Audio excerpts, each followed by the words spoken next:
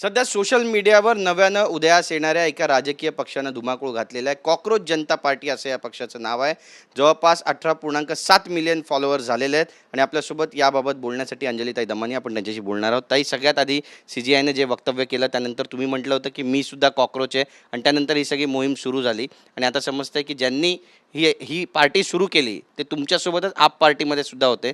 कशा पद्धतीनं हे सगळं सुरू झालं आणि कुठपर्यंत हा पक्ष जाईल असं वाटतंय? मला असं वाटतं की ही जी झुरळ म्हणजे कॉकरोच पार्टी जी त्यांनी स्थापन केली आहे, हा जनतेचा आक्रोश आहे. हा प्रत्येक त्या शेतकऱ्याचा, प्रत्येक त्या शेतमजुराचा, मजुरांचा, ज्यांना चिरडलं जात आहेत, भरडले जात आहेत, त्या प्रत्येक सामान्य माणसाची ही पार्टी आहे. आणि म्हणूनच मी पहिल्याच दिवशी जेव्हा त्याची स्थापना झाली, ऑनलाईन फॉर्म भरून मी जॉईन केली आहे, तुम्हीही करा असा आग्रह देखील केला होता. आणि त्यांचे जे विचार आहेत तेच प्रत्येकाच्या मनात, म्हणजे आपल्या सामान्य जनतेच्या प्रत्येकाच्या मनात असलेले विचार आहेत की कुठच्याही CJला किंवा कुठच्याही सुप्रीम कोर्टच्या जजला राज्यसभा मिळू नये, त्यांना कुठलंही पद मिळू नये, कारण ते त्याच्यासाठी सरकारच्या भूमिका त्याच राबवतात, जनतेला न्याय मिळू देत नाही. या सगळ्या गोष्टी ज्या आपल्या सगळ्यांच्या मनात आहेत त्याच एक्झॅक्टली त्या पक्षाच्या एजेंडामध्ये आहेत. म्हणून तो प्रत्येकाशी क्लिक करतो. जर आपण बघितलं, आज 7वा दिवस आहे आणि आत्ता 19.2 मिलियन त्याचे इंस्टाग्राम फॉलोअर्स झालेत, जे भाजप आणि काँग्रेसचे एकूण मिळून नाही आहेत. आणि ही काही फक्त भाजप विरोधात नाही आहे, कारण मला असं वाटतं ऑपोजिशननी सुद्धा काहीच केलं नाही आहे.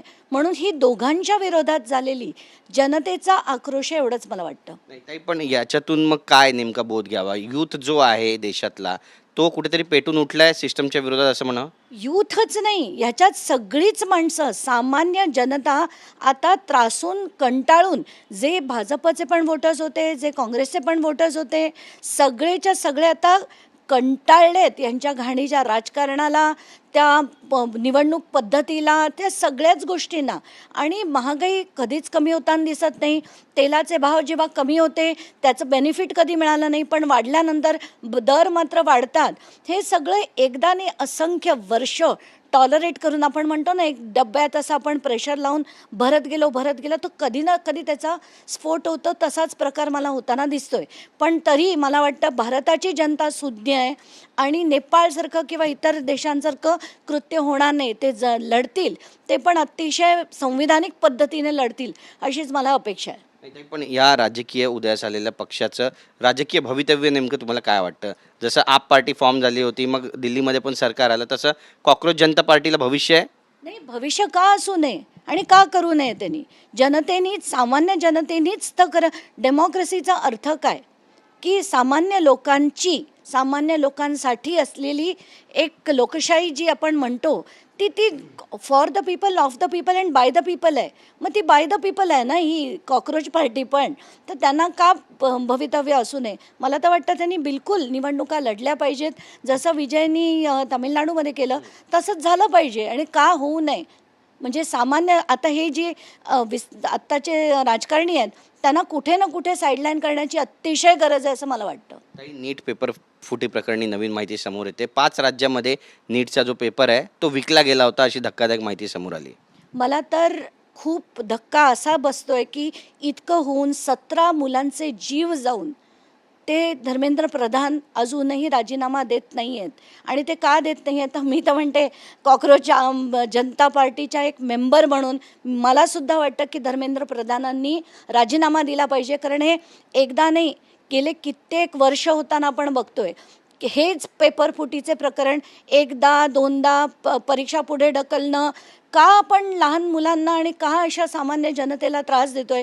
कुठे ना कुठेतरी हे थांबायला, तुम्हाला यंत्रणा बनवायला काय त्रास होतोय की फुल प्रूफ यंत्रणा बनवा, नाही तर तुम्ही ते पद खाली करा. म्हणूनच मला वाटतं त्या धर्मेंद्र प्रधानांनी त्यांची खुर्ची खाली केली पाहिजे. नक्कीच ताई, नागपूरहून उडणारी अनेक विमानं ती 1 जूनपासून रद्द आहे. मुंबईमध्ये पण असे काही परिणाम दिसतील. युद्धजन्य परिस्थितीचा सामना आता सगळ्यांनाच करावा लागेल.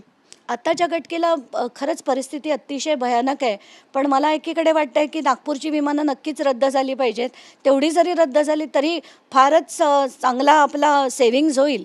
आणि आत्ताच्या घटकेला स्थिती अतिशय गंभीर आहे, याच्यात काहीच शंका नाही आहे. कारण काल प्रधानमंत्र्यांनी सुद्धा त्यांची एक मीटिंग बोलवली होती, उच्चस्तरीय मीटिंग बोलवली होती.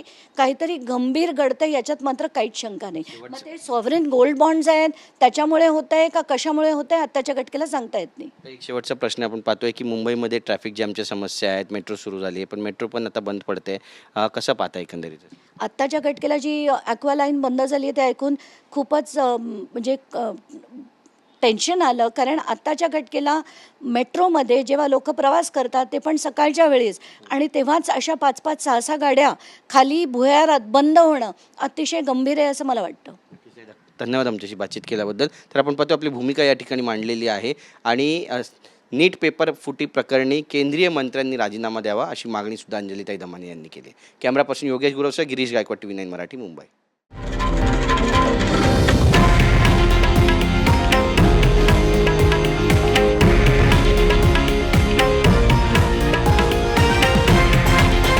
हे आहे देशातील नंबर 1 न्यूज नेटवर्क आणि आपण पाहत आहात TV9 मराठी, एकमेव.